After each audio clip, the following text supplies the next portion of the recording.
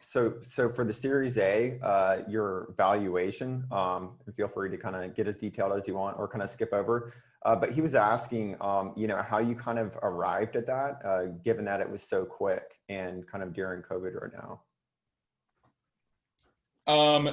You don't have to say the exact. You don't have to say the exact number, of course. Yeah, no, of course. Well, our revenue 30x'd in like 60 days. So we really came up with the valuation, and I think we had a model pre-COVID, right? And that model told us where we were going to be by when and what we would value at that point. And that model went totally out the window when COVID hit. So our revenue literally 30x'd in a very, very short period of time. And then we ultimately had to ask ourselves, look, we're going to have to build a whole new model, but we're too busy right now. Yeah.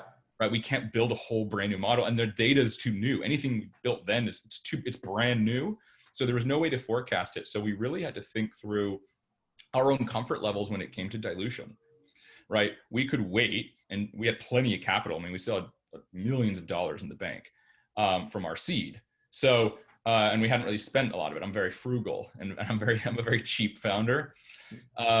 So we had years of runway still in the bank. So the question we had to ask ourselves was, well, if we could wait and just raise it a much higher valuation in 8 months or a year, whatever it is, or do it now. And if we do it now, what are we comfortable diluting with? And is it with the right partner? That was really the two big things. So we looked at our business, our revenue, looked at comps of other healthcare companies and how quickly they've grown in those valuations, and some are going public, and we spoke to those founders of how they valued the company early on.